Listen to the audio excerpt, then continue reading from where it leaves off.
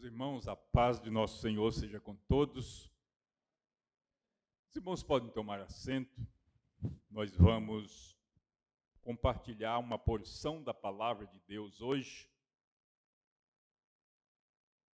começando a leitura bíblica em Filipenses capítulo 2. Se você tiver uma Bíblia na sua mão ou no seu celular, pode abri-la no capítulo 2 da carta aos Filipenses, um texto já bastante conhecido, que nós vamos ler apenas dos versículos 5 a 11. Versículos de 5 a 11. Já está sendo projetado aí, né? Então vamos começar a leitura. De sorte que haja em vós o mesmo sentimento que houve em Cristo Jesus, que sendo em forma de Deus, não considerou que o ser igual a Deus era algo a que se devia apegar. Ou tem essa outra tradução, que sendo em forma de Deus, não teve por usurpação ser igual a Deus. Mas a si mesmo se esvaziou, tomando a forma de servo, fazendo-se semelhante aos homens. E achando na forma de homem, humilhou-se a si mesmo, sendo obediente até a morte de cruz. Pelo que Deus o exaltou soberanamente e lhe deu o nome, que é sobre todo o nome, para que ao nome de Jesus se dobre todo o joelho dos que estão nos céus, na terra e debaixo da terra. E toda língua confesse que Cristo Jesus é o Senhor, para a glória de Deus Pai.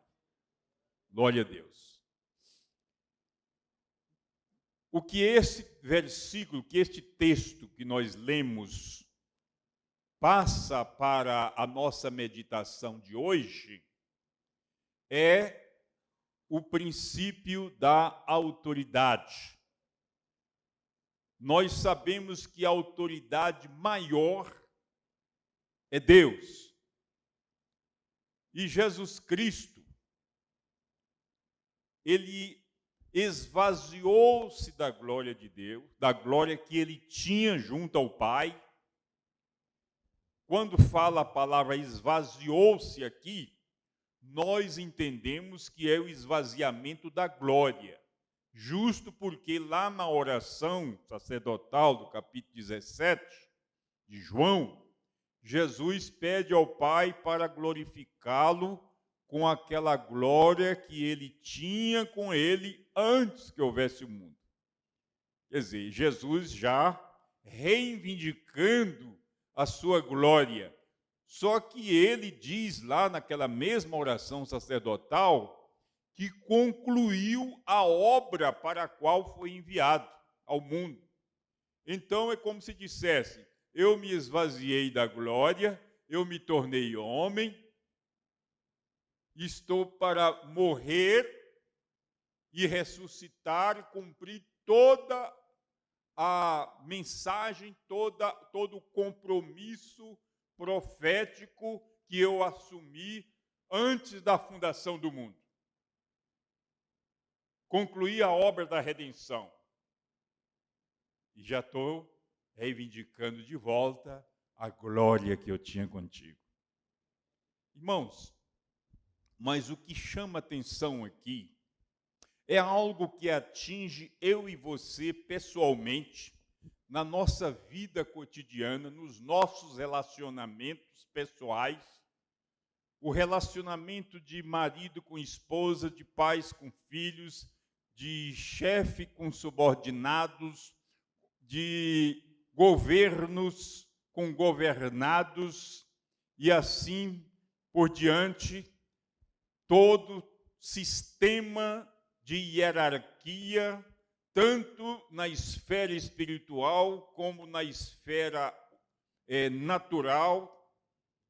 Então, tudo isso está envolvido nesta palavra, nesse texto aqui que é colocado para nós, que é o princípio da autoridade. Como Jesus adquiriu ou se tornou possuidor da maior autoridade. Nós vamos ver aqui que o próprio Jesus, no fim do seu ministério, ele diz lá em Mateus 28, no capítulo 28, versículo 18, ele diz: toda autoridade me foi dada. Ide fazer discípulos. Como dissesse assim: olha, a autoridade está comigo e eu vou conferir autoridade a vocês, para vocês fazerem aquilo que vocês me viram fazer ao longo desses 3 anos de ministério. Ou seja, curar o enfermo, libertar o oprimido, ressuscitar mortos e pregar a palavra, e pessoas vão ser salvas, vão ser transformadas, vai haver novos nascimentos, novas criaturas, Deus vai transformar o pior no melhor, Deus vai reverter situações, tudo que está afeto à divindade vai ser feito agora pelas mãos de homens e mulheres fracos, vasos de barro, fracos e imperfeitos, como eu e você. Jesus está dizendo isso. Por quê? Porque ele está conferindo autoridade. Mas como Jesus adquiriu essa autoridade do Pai? É o que Paulo está colocando aqui. Sendo em forma de Deus, ou seja, estando fazendo parte da Trindade, Pai, Filho e Espírito Santo, Deus Pai, Deus Filho, Deus Espírito Santo, em nível de igualdade, porém, a divisão apenas por funções. Um é pai e exerce a função de pai. O outro, ao ser filho, ele assume a posição de filho. Ele não vai querer ser pai. E nem o pai vai querer ser filho, porque assumiu essa posição. E o Espírito Santo vai ser o Espírito que promove a presença do Pai e a presença do Filho em qualquer parte do mundo e também na vida do crente. Está escrito lá em João capítulo 14, e versículo 23, Jesus dizendo: se alguém me ama, guardará a minha palavra. Eu e o Pai viremos para ele e nele faremos morada. O que Jesus está dizendo? Ele está dizendo: eu e o Pai faremos nele morada. Através de quem? Da terceira pessoa, o Espírito Santo. Então o Espírito Santo traz para dentro do crente o Filho e o Pai. Consequentemente, nós temos a Trindade. Olha só, é coisa demais para um mortal como eu e você, né? A Trindade dentro de nós. Ainda tem crente que não se valoriza. Não é para nos deixar orgulhosos, mas para nos deixar com temor, tremor, respeito e dar a honra e a glória para Ele. E saber que nós temos missões aqui neste mundo. Nós temos aqui função. Nós não estamos aqui para apresentar uma placa de igreja para as pessoas. Não estamos aqui para representar uma liturgia. Estamos aqui para representar Cristo, a sua glória, o seu poder, a sua autoridade, para mudar pessoas, para levar vida aos que estão mortos. Essa é a função nossa que estamos aqui hoje. Então, Jesus Cristo, para chegar, para adquirir, ele nos mostra como aconteceu com ele. Primeiro, ele passou por 3 estágios. Veja só, o primeiro estágio é esvaziar-se da glória do Pai. O segundo estágio foi tornar-se homem, nascido de mulher, porém sem a interferência humana, apenas a participação humana. Não foi nem por vontade da carne, mas com a vontade de Deus. Se tornou homem. E na condição de homem, primeiro ele se esvaziou. Não usa o termo humilhar-se, mas se esvaziar. É muito mais do que se humilhar. Você tem uma glória, tem uma honra, tem um resplendor, e de repente você se apagar de tudo aquilo ali, se murchar e se tornar um homem, é preciso ter muito amor, é preciso ter uma abnegação muito grande, uma renúncia imensurável para fazer isso. Ele fez isso. Depois que se tornou homem, ele se humilhou até a morte. E morte, a mais humilhante de todas, morte como bandido, como malfeitor, crucificado entre malfeitores, mesmo sem ser malfeitor. Isso aconteceu com o nosso Senhor.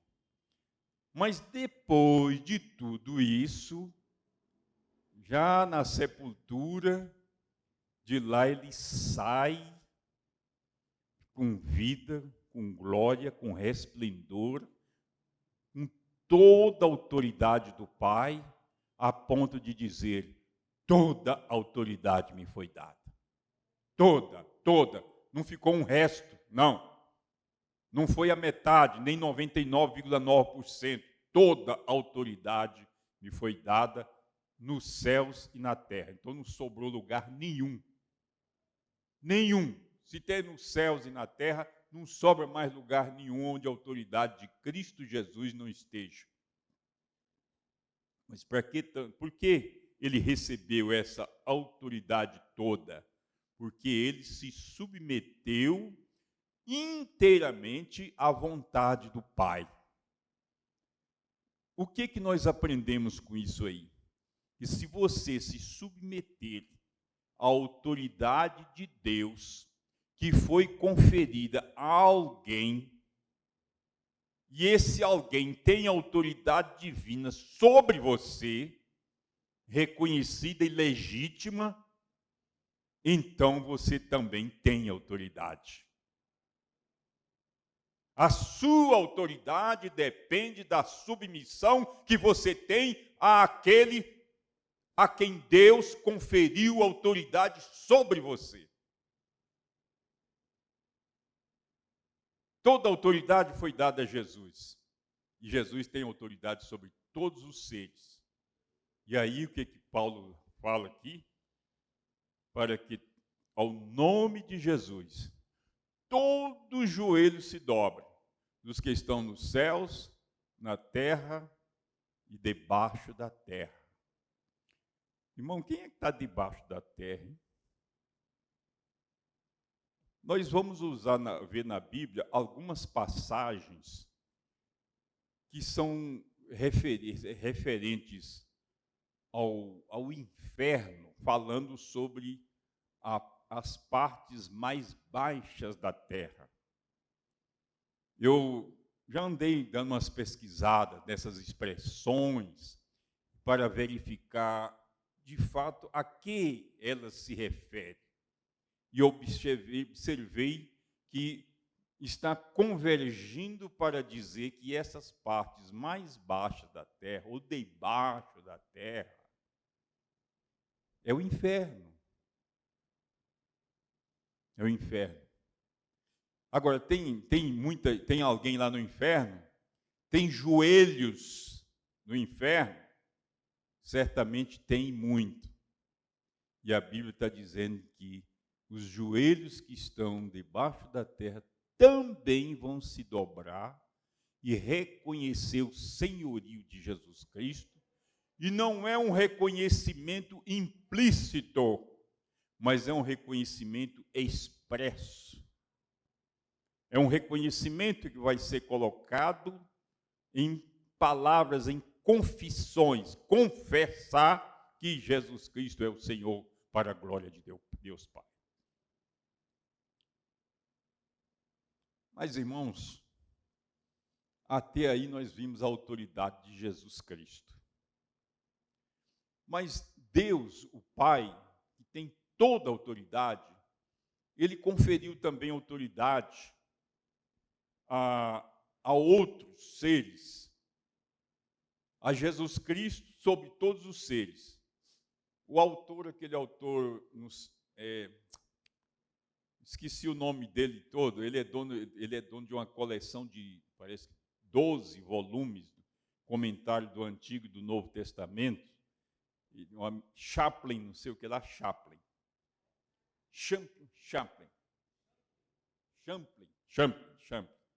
Eu tenho a coleção dele lá, dos 2 comentários. O homem é profundíssimo, né?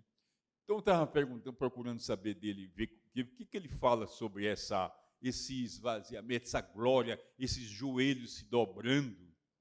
E ele comenta isso e diz que isso aí não é uma pressão que é exercida sobre as pessoas para dobrar o joelho perante Cristo. Cristo não precisa disso. É a majestade e a glória de Jesus Cristo que, de certa forma, faz com que todos que contemplarem vão se dobrar, vão se humilhar e vão confessar a sua grandeza e a sua majestade, o seu senhorio. Não está falando que vai salvar quem está lá no inferno, não. Está falando que todo joelho vai se dobrar. Todo joelho. Diante de um Senhor com tanta grandeza, com tanta majestade, e saber que Ele é o nosso Senhor, isso nos honra muito, nos deixa alegres, felizes com o que está por vir ainda e com aquilo que ainda vai acontecer conosco na nossa relação com Ele. Mas também já me deixa, de certa forma, constrangido a ser obediente, a ser fiel, a assimilar o caráter dele para a minha vida, lutar no dia a dia para parecer com ele, não a minha aparência externa, mas o homem interior que está se desenvolvendo dentro de mim, de você, de todos nós. Esse homem interior, que a palavra de Deus diz que ele se renova dia a dia. É verdade que nós estamos, né, pastor Marciano, estamos nos amarrotando e nos definhando dia após dia externamente. Mas a palavra de Deus diz que lá dentro o homem interior está se renovando. Um dia esse homem interior vai aparecer e eu acredito que será na ressurreição do último dia. Não aquela ressurreição do juízo final, que ela não é para nós, mas a ressurreição que acontecerá no dia que Jesus vier levar a sua igreja. Ali o verdadeiro homem interior chegará ao momento dele aparecer num corpo físico. Um corpo físico. Mas, até que isto aconteça, nós temos uma tarefa aqui, temos uma missão. Temos uma missão a se cumprir. Então, Jesus Cristo passou por esses estágios de submissão à vontade do Pai. Ele nos ensina que a base de toda autoridade é a submissão a quem Deus conferiu em qualquer nível. E é nesse momento que a gente vai ver que, às vezes, você pensa assim, mas, pastor, o diabo tem autoridade? O diabo é inimigo de Deus. Para falar a verdade, podemos, numa linguagem comum, dizer que o diabo é inimigo de Deus. E é. Mas será que Deus poderia ter um inimigo assim, com quem ele lutasse? Será que Deus iria rebaixar ao nível de lutar contra o diabo? Não. Deus pega um dos seus servos menorzinho e diz, vai lá e tranca ele. Mandou um anjo lá de cima, um anjo dele, vai lá, prende o dragão, coloca ele lá no abismo, acorrenta ele lá e ficar lá o tempo que a gente quiser. Vai fazer isso, autoridade de Deus. Mas o diabo tem autoridade? Ele tem. Quando foi que ele recebeu essa autoridade? Essa autoridade de quem? Primeiro, aquele que o criou foi quem conferiu a ele autoridade. A Bíblia não diz que ele era querubim ungido. Querubim ungido. Mas e quando ele se rebelou e se tornou no diabo? Ele perdeu a autoridade? Ele deixou de ser querubim ungido. Mas a autoridade que Deus deu, ele continuou com ela agora para fazer o mal. Para fazer o mal. Tanto é que a gente vê lá o anjo Miguel, poderosíssimo, chamado de arcanjo, né? Ele, quando disputava o corpo de Moisés, lá em Judas, né? Judas, versículos... O 9 diz o seguinte: o arcanjo Miguel, porém, quando contendia com o diabo e disputava a respeito do corpo de Moisés, não ousou pronunciar contra ele juízo de maldição, mas disse: o Senhor te repreenda. O Senhor te repreenda. Eu já vi alguns autores, teólogos, escrevendo e dizendo que nós temos que repreender Satanás do jeito que o arcanjo Miguel disse: o Senhor te repreenda. Só que essa pessoa que ensinou isso, ele esqueceu que quem está em nós é muito maior do que o arcanjo Miguel, e nós não repreendemos demônios em nosso próprio nome. Nós repreendemos o demônio em nome daquele que nos conferiu autoridade. Então eu não preciso dizer assim: o Senhor te repreenda. Eu digo: eu te repreendo em nome de Jesus Cristo, porque estou debaixo da autoridade do nome de Jesus Cristo. Essa. Mas o fato, nós não estamos aqui discutindo questão de repreender ou não o demônio e fazer. O que nós queremos dizer aqui é que esse anjo, esse arcanjo, ele estava ali, de certa forma, reconhecendo a autoridade de Satanás. A autoridade de Satanás. Que estava, se o Satanás era querubim ungido, ele é arcanjo. É uma discussão teológica aí nesse ponto para saber, examinar se a autoridade do querubim ungido é maior do que a do arcanjo e por isso o arcanjo manda e o Senhor repreenda, a ordem nesse sentido, né? Mas, discussões teológicas à parte, o que importa para nós é que o respeito às dignidades. O respeito à dignidade. O que é uma dignidade?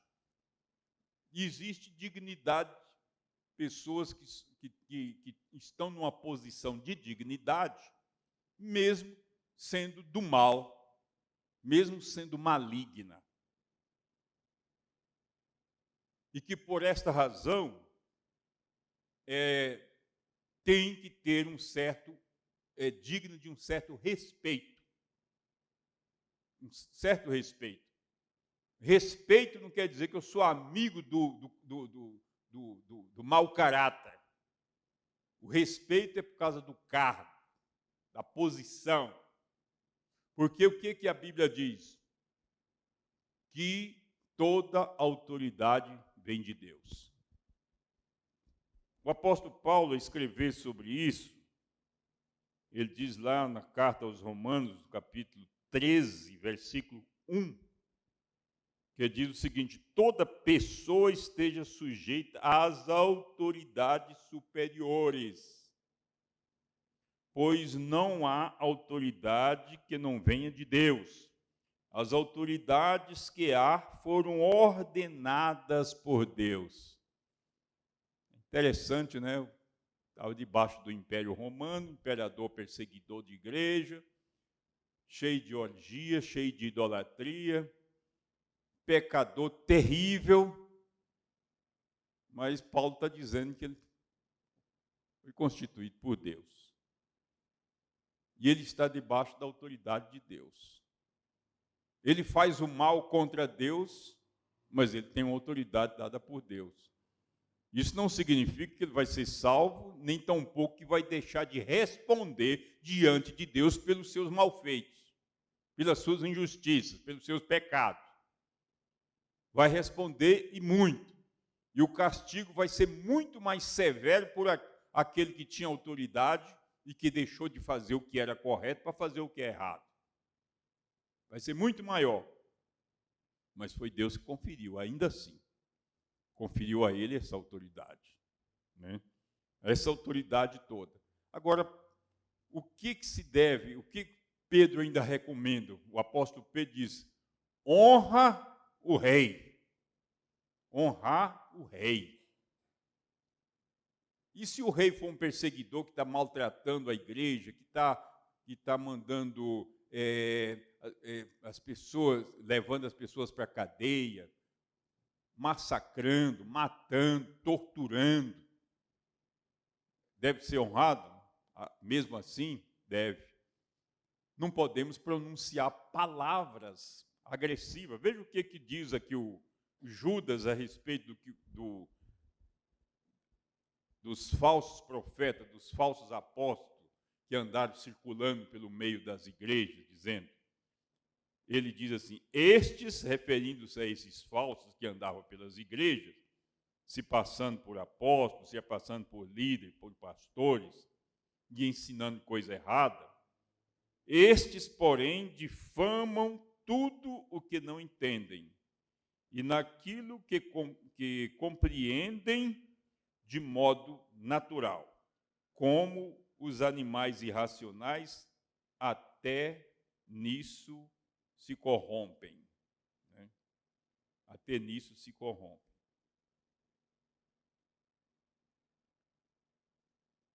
No verso 8 diz: contudo, semelhantemente, também estes falsos mestres, sonhando, contaminam sua carne, rejeitam toda autoridade e blasfemam das dignidades. Rejeitam toda autoridade e blasfema das dignidades. Ou seja, eu já vi uma vez um pessoal num carro de som, parar o carro de som assim perante uma instituição, e naquele carro de som xingava com palavras bem degradantes algumas autoridades de quem eles não gostavam. Xingava com palavras bem degradantes. É uma maneira de desrespeitar e blasfemar contra a dignidade. Se aquela autoridade está fazendo muita coisa errada, existem leis, existem audiências, existem meios legais para protestar contra aquilo, mas usando palavras respeitosas. Não podemos usar palavras de baixo calão, às vezes, né? palavras mesquinhas, coisas que não se falam publicamente, não pode ser dirigida a uma autoridade. Observe, os irmãos, que nós vamos ver situações desses reconhecimentos de dignidade, de autoridade e submissão à autoridade que era maior, por exemplo, o rei Davi. O rei Davi, quantas vezes Deus entregou Saul nas suas mãos, ele podia atravessar Saul com a lança, matar, e ficaria livre daquele inimigo. Ficaria livre, pronto, acabou minha perseguição.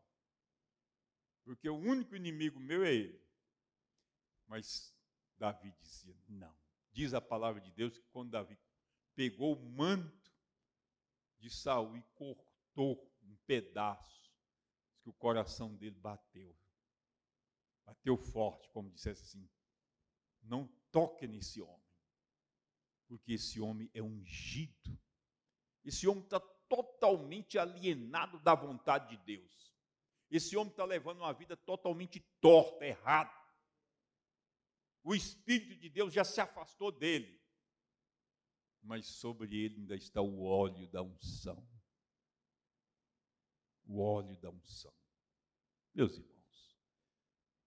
E Davi, essa submissão dele, ele disse, o Senhor se encarregará dele, eu não.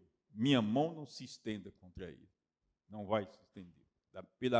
Por mim, ele vai continuar vivo, depender de mim. Eu não vou matar. Porém, o que nós vamos ver na situação de Davi mais na frente? Qual foi o rei que teve maior autoridade durante todos os tempos? Salomão teve muita riqueza e sabedoria, mas a autoridade de Davi superou a de todos os outros reis. E como ele conquistou tudo isso? A submissão a Deus e a submissão àquele que Deus colocou acima dele. Acima dele. Primeira reunião de ministério que houve aqui, se tinha alguém lá, se tinha alguém daqui lá, algum obreiro, vai ver que quando me foi dada uma palavra, eu estava chegando, novato aqui, né? E o pastor Aro também estava sumindo por aqueles dias. E eu analisei a situação entre mim e ele, viu assim algumas coisas diferentes, né? Eu sou o pastor mais idoso, pastor de campo mais idoso de todos os campos, sou eu, em atividade. Tem alguém mais idoso, mas já vestiu pijama. Eu não vesti pijama e nem vou vestir.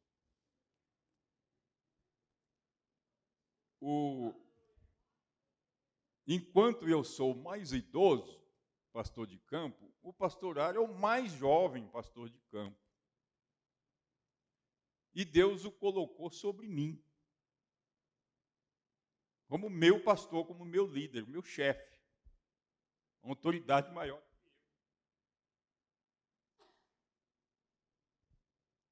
E o que eu declarei ali perante todos os obreiros? Eu falei, olha, eu reconheço o pastor Ário mais jovem do que eu, mas eu me submeto à autoridade dele, porque foi Deus que o colocou sobre mim. Me submeto e sou obediente. Porque esse é um princípio.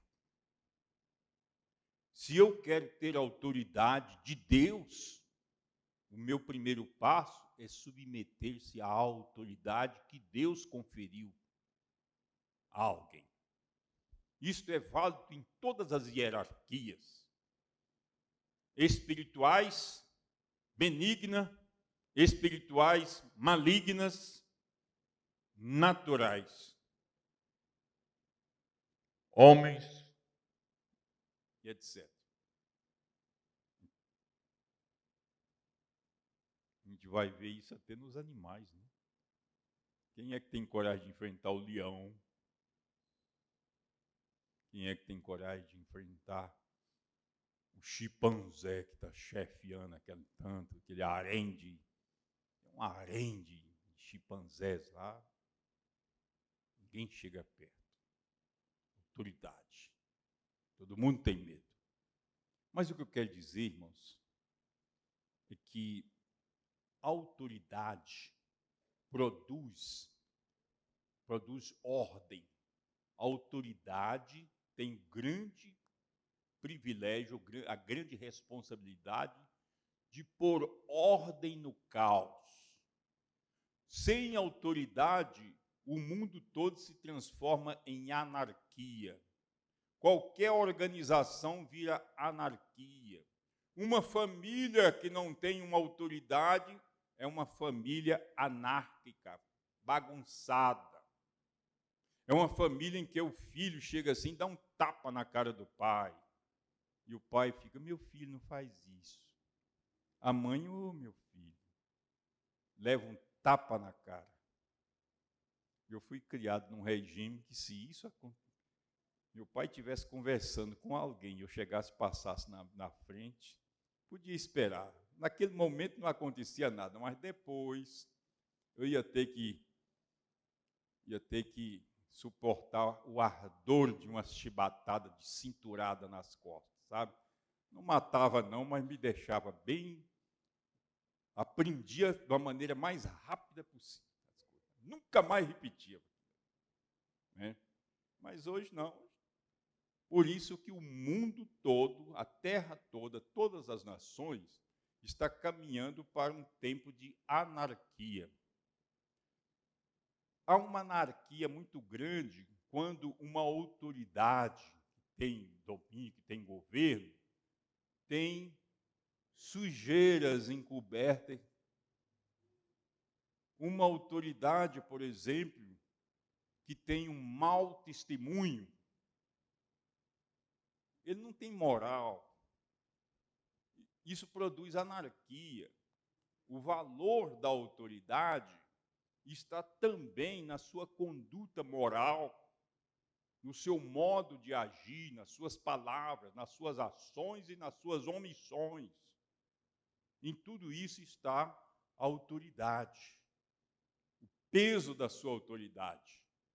O peso da nossa autoridade é maior na nossa própria vida, no nosso caráter, no nosso modo de nos conduzir e de nos relacionar com Deus e com as pessoas.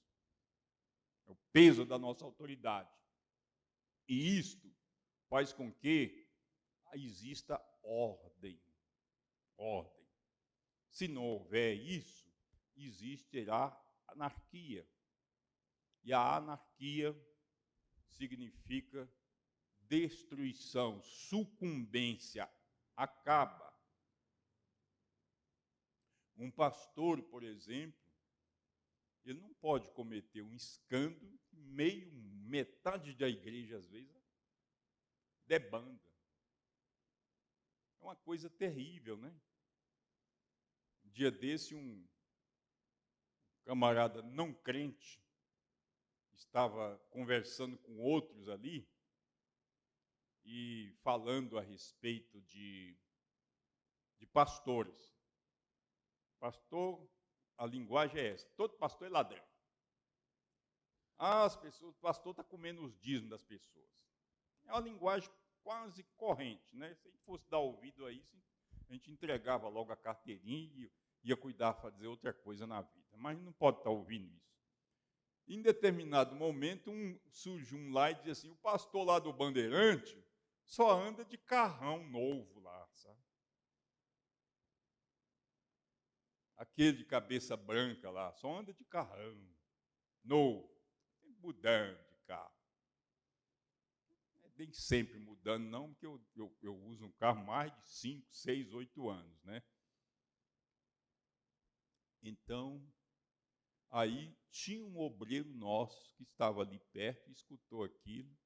Aí chegou para ele assim e disse, amigo, por acaso você conhece o pastor Joaquim? Ele disse, não sei não, eu só sei que ele anda lá, dirigindo aquele carrão dele. Estava preocupado com o meu carro, né? Aí o outro disse, o pastor Joaquim é um delegado de polícia. Você acha que um delegado de polícia não pode ter um carro novo? Aí o cara desabou, né? Desabou. Então, mas quando você está vivendo a sua vida correta, você nem precisa se defender. Há quem te defenda, né? Há quem fala por você. Glória a Deus. Autoridade, então, é aquela pessoa, aquela criatura que depende de uma submissão a uma outra autoridade maior. Agora vamos para um detalhe muito importante aqui. Jeú, por exemplo, mandou que sepultasse Jezabel. E qual foi a alegação dele? Essa mulher, maldita mulher, é filha de rei. E Jezabel era filha do rei dos Sidônios. O rei dos Sidônios. E Acabe foi lá e casou com ela.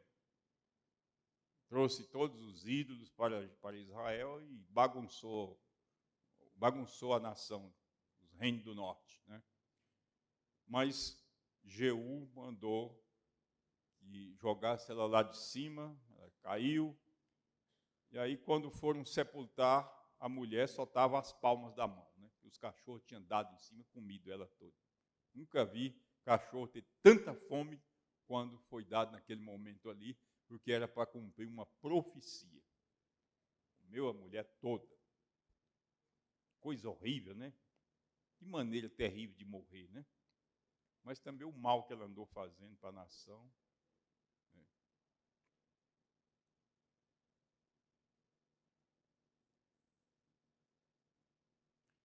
Agora, por que Deus não esvazia certas pessoas de autoridade, a autoridade que ele conferiu para essa pessoa? Né? Um rei maligno aí, fazendo tanta coisa errada, mas ele tem uma autoridade. E por causa daquela autoridade ele faz muita coisa. Por que Deus não suga dele? Por que Deus não, quando o querubim ungido se rebelou e arrebanhou outros anjos com certos níveis de liderança nos céus, arrebanhou e trouxe todo mundo para cá, contra Deus, rebelou contra Deus, queria ser igual a Deus. Sereis semelhante ao Altíssimo. Coisa, jamais poderia imaginar que alguém lá no céu seria tentado pelo espírito da soberba. Não tinha nenhum Satanás ali para tentar ele, né? Porque ele que se tornaria no Satanás. Né? Quem foi que tentou ele? Soberba. Será que é porque ele era belo demais, hein, pastor Marciano? O homem era bonito demais, né? Era muito cheio de glória, de muito resplendor. Talvez ele tenha olhado no espelho e se comparado com os outros. Talvez ele tenha olhado para Deus num determinado momento, ou para Jesus Cristo, e visto uma pessoa bem simples. E Jesus é simples, né? Diz, eu sou maior, eu sou grande. E se autoproclamou. Então ele se transformou, ele não foi digno de continuar lá em cima, porque lá não é lugar de gente que faz assim, não é lugar de nem espírito, nem pessoa humana que pratica o orgulho, a soberba, lá não tem espaço para eles. Aí ele foi precipitado. Mas, por que Deus não sugou a autoridade de Satanás? Não tirou dele. Não tirou. O que Deus faz é conceder autoridade a certas pessoas, a seus anjos, para dominar os poderes das trevas. Nós encontramos na Bíblia um versículo que está em Romanos 11, 29. Se puder projetar esse versículo, por favor. Romanos 11, versículo 29. Eu gostaria muito que nós prestássemos atenção. Olha só, bem pequenininho, né? Porque os dons e a vocação de Deus são sem arrependimento. São sem arrependimento. E o que quer dizer isso? Sem arrependimento. Em outra tradução aqui, diz: os dons e a vocação são irrevogáveis. São irrevogáveis, sem arrependimento, irrevogáveis. Quer dizer o quê? Que Deus deu, Ele não tira. Isso vale até para os dons espirituais, irmãos. É, pastor? Sim, eu provo para os irmãos. Eu vou provar um caso aqui. Lá no capítulo, lá em Números, capítulo 21, nós não vamos abrir a Bíblia não, porque não temos tempo mais, nós já estamos caminhando para o fim, mas em Números, capítulo 21, nós encontramos um homem chamado Balaão.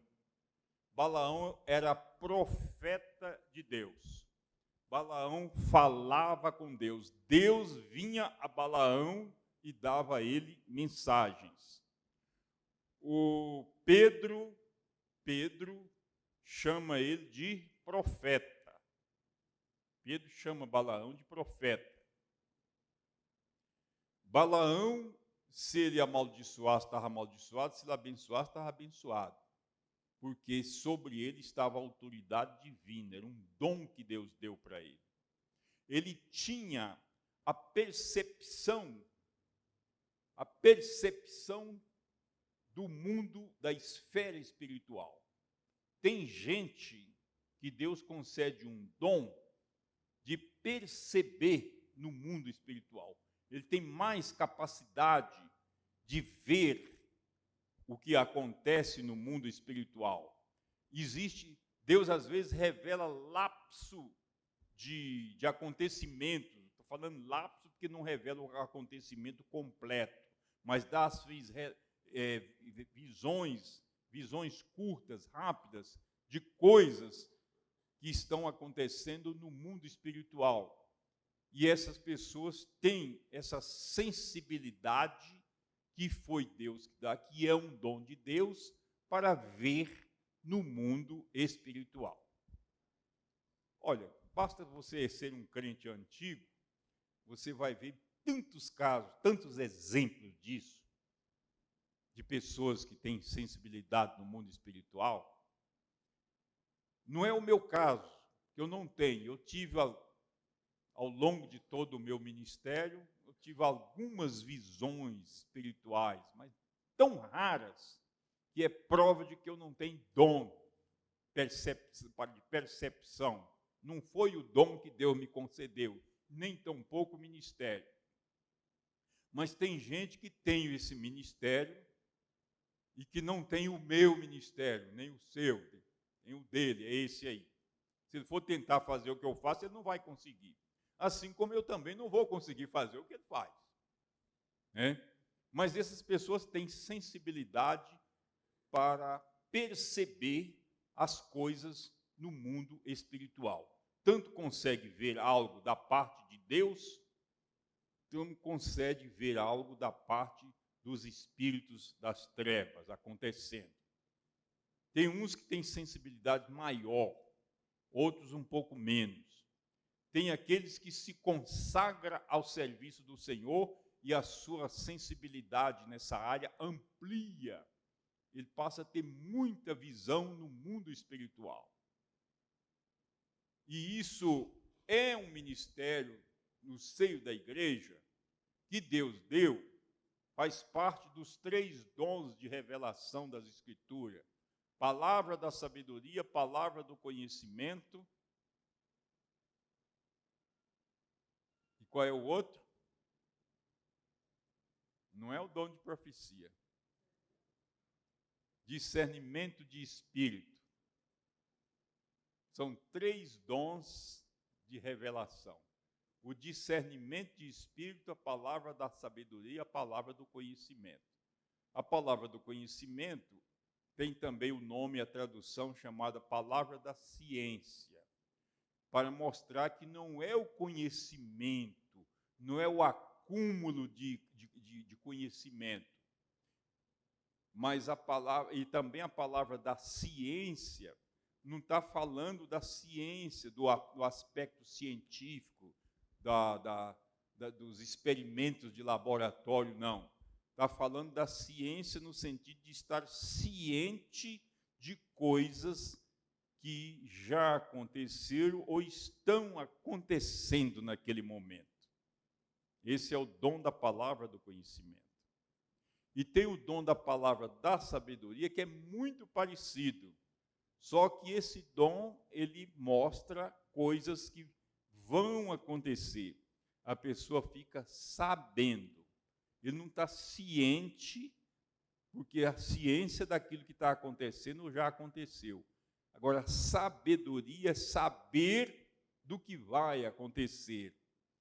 São dons de revelação. E o discernimento de espírito. Às vezes tem um espírito ali falando língua estranha, você vai lá, você tem o dom de discernimento, você percebe claramente que não é o Espírito Santo. Ou alguém proclamando, fazendo algumas proclamações proféticas, aparentemente, mas não tem nada de Deus, não é de Deus. Então, esse homem chamado Balaão, ele era profeta do Senhor. Ele era profeta do Senhor até que ele foi seduzido pelo prêmio, pela ganância financeira que foi oferecido pelo rei, o rei midianita, ofereceu para ele honras, posições, e o que ele precisava, coisa que ele não tinha e nem sonhava ter, o rei chegou para ele. E ele veio para cá e ficou lá entre os midianitas e ficou por lá, tentou amaldiçoar o povo de Deus. Deus colocou bênção no lugar da maldição e a coisa não deu certo e ele acabou ficando por lá mesmo. Aí chegou e aconselhou o rei dos midianitas, falou assim: olha, você sabe de uma coisa? Não adianta você querer amaldiçoar esse povo, principalmente através de mim, porque eu não vou conseguir amaldiçoar, porque Deus não vai permitir. Agora, eu vou te dar uma dica para você vencer esse povo. Faz esse povo pecar. Pega essa moçaiada bonita que você tem aí e manda dançar lá perto do arraial deles. Leva seus ídolos e você vai ver como a rapaziada vai sair do arraial e vai se contaminar com essas mulheres. E deu certo. Voltou lá e fez aquela festa e a rapaziada saiu e foi e se contaminou e houve uma ira de Deus sobre os israelitas e houve muita morte ali, muita morte. E Deus, então, ali o próprio Deus mais tarde manda Moisés ir lá acabar com eles. Mas acontece, uma coisa interessante que você vê aí, é que quando Moisés faz guerra contra aquele rei, o que acontece? Vamos localizar aí, como é que o nome do homem passou a chamar agora? Lá em Josué capítulo, acho que é capítulo 13, né? Deixa eu ver se é capítulo 13 aqui, onde ele é chamado de adivinho. Josué 13, verso 22. Dá para projetar, meu irmão? Por favor? Ótimo, eles são rápidos, né? Também os filhos de Israel mataram a espada a Balaão, filho de Beor, o adivinho. Por que chamou ele de profeta aí, hein? Sabe por quê, irmão? Que houve uma mudança. Ele era profeta do Senhor, passou, pecou, se envolveu com o pecado, desviou-se dos propósitos de Deus, mas o dom, o ministério que Deus tinha dado, continuou nele. Os dons e a vocação de Deus são irrevogáveis, são sem arrependimento. Deus deu, está dado. Mas e agora? O que acontece? A sensibilidade dele no mundo espiritual, a sensibilidade dele na dimensão espiritual continuou. Só que agora não era mais o Espírito Santo que usava, era um espírito de adivinhação. O que Deus está querendo falar comigo e com você hoje? Que se um crente tem um ministério nessa área, ele pode estar servindo a Deus enquanto ele é obediente a Deus. Mas se ele se desviar do Senhor, cometer pecado, não se arrepender e levar uma vida torta com Deus, alienado da vontade de Deus, o Espírito do Senhor sai, mas a capacidade, o dom da percepção continua. Aí o diabo vem e usa aquela pessoa, não mais para profetizar, mas para adivinhar. Você já viu adivinho dentro das igrejas? Eu já. Adivinho dentro da igreja. Basta você conferir com a Bíblia o que a pessoa está dizendo. A camarada chega assim e diz: irmão, o seu CPF é tal, tal, tal, tal, tal. Aí o camarada, é isso mesmo, é de Deus. Irmão, a sua placa, irmão, do seu carro é tal, tal, tal. Irmão, você tem um saldo tal do banco. Opa! E os irmãos começam a dar glória a Deus e aleluia, e reconhecer ser um profeta do Senhor. Eu vi isso acontecer numa igreja. Eu vi isso acontecer. Agora eu pergunto, como é que você julga uma situação dessa? A própria Bíblia, que está dizendo lá, o Espírito Santo é dado à igreja para aquilo que for útil. Qual é a utilidade que tem alguém chegar aqui e dizer para mim qual é o meu CPF? Isso acrescenta alguma coisa na sua vida? Você vai ficar mais rico ou mais pobre? Vai ser mais abençoado se alguém disser a placa do seu carro? Isso é adivinhação, isso não é útil. Se não é útil, então não é do Espírito Santo, é outro espírito estranho. Foi isso que aconteceu com Balaão. Começou como profeta de Deus e acabou como adivinho de Satanás. Ele foi descendo. E aí, quando os israelitas encontraram ele lá no meio dos amalequitas, o que você está fazendo aqui, camarada? Quer dizer que você aprontou e está aqui agora. Por que você não está lá na sua cidadezinha, no seu lugar? Por que você não está escutando a sua jumenta falar, ensinar você? Mataram ele. Morreu. Então, meus irmãos, isso é que acontece. A autoridade da pessoa continua. Ele pode usar para o mal ou para o bem.